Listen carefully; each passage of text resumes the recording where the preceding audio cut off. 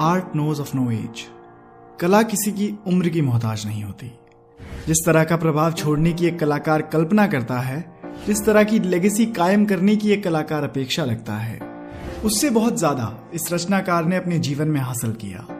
सिद्धू ने अपने 6 साल के प्रोफेशनल करियर में कई गाने गाए, कई तरह से कई दूसरे आर्टिस्ट के करियर को उठाने में उनकी मदद करी, कई नए टैलेंट्स को अपने प्लेटफॉर्म से मौका दिया, तो कई प्रोड्यूसर्स के साथ मिलकर उनके काम को मीनिंग दिया।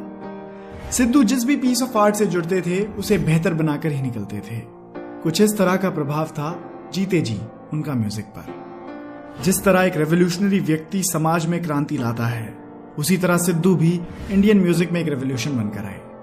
उन्होंने हमेशा अपने प्लेटफॉर्म, अपने काम और प्रोफेशनली अपनी लेगेसी पर जोर दिया।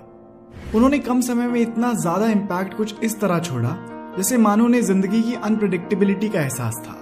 सिद्धू बिना किसी शक के हमारे देश के सबसे बेहतरीन कलाकारों में से एक रहे, और जिस तरह उनका जीवन अंत हुआ वो वाकई में एक दिल दहलाने वाला हादसा था, और कोई कलाकार ऐसा डिजर्व नहीं करता। शायद सिद्धू जैसे रेवोल्यूशनरी आर्टिस्ट के लिए ही कहा गया है कि one can kill the artist but can not kill the art. और इसी के परिणाम स्वरूप सिद्धू मूसेवाला के चले जाने के बाद भी उनकी आर्ट दशकों तक, सदियों तक जिंदा रहेगी, और यही सिद्धू मूसेवाला की सबसे बड़ी जीत रहेगी। इस वीडियो में आगे बढ़ते हुए हम सिद्धू मूसेवाला की जिंदगी की कहानी को जानेंगे कि किस तरह से उन्होंने बहुत कम उम्र में ही अपने गानों के जरिए इतना ज्यादा नाम कमाया, और किस तरह वो इस दुनिया से चले जाने के बाद भी अपने फैंस के दिलों में हमेशा जिंदा रहेंगे। तो सिद्धू मूसेवाला के नाम से प्रसिद्ध इंडियन सिंगर, रैपर, एक्टर और पॉलिटिशियन शुभदीप सिंह सिद्धू का जन्म 11 जून 1993 को पंजाब के मनसा डिस्ट्रिक्ट के मूसा गांव के एक सिख परिवार में हुआ था।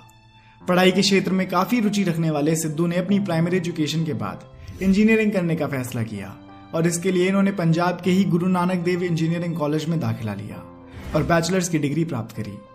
पढ़ाई के साथ साथ सिद्धू को बचपन से ही म्यूजिक में भी काफी इंटरेस्ट रहा। उनके घर वाले और स्कूलमेट्स बताते हैं कि क्लास 5 से ही सिद्धू फोक म्यूजिक गाया करते थे, और इसी क्रम में उन्हें हिप हॉप म्यूजिक से भी विशेष लगाव हो गया, क्योंकि अमेरिकन रैपर टूपाक से सिद्धू काफी इन्फ्लुएंस थे।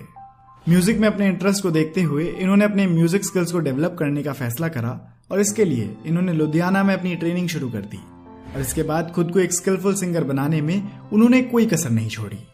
इसके बाद सिद्धू ने अपने सिंगिंग करियर की शुरुआत करने का फैसला किया और अपने एक गाने के लिए एक पॉपुलर पंजाबी लिरिसिस्ट को अप्रोच किया, जिसने पहले तो कुछ एक्सक्यूजेस बनाए और बाद में इन्हें गाना देने से मना कर दिया। इस घटना ने सिद्धू के अंदर के लेखक को दुनिया के सामने अपना टैलेंट दिखाने का रास्ता दिया, और सबसे पहले एक लिरिसिस्ट के रूप में इन्होंने दीप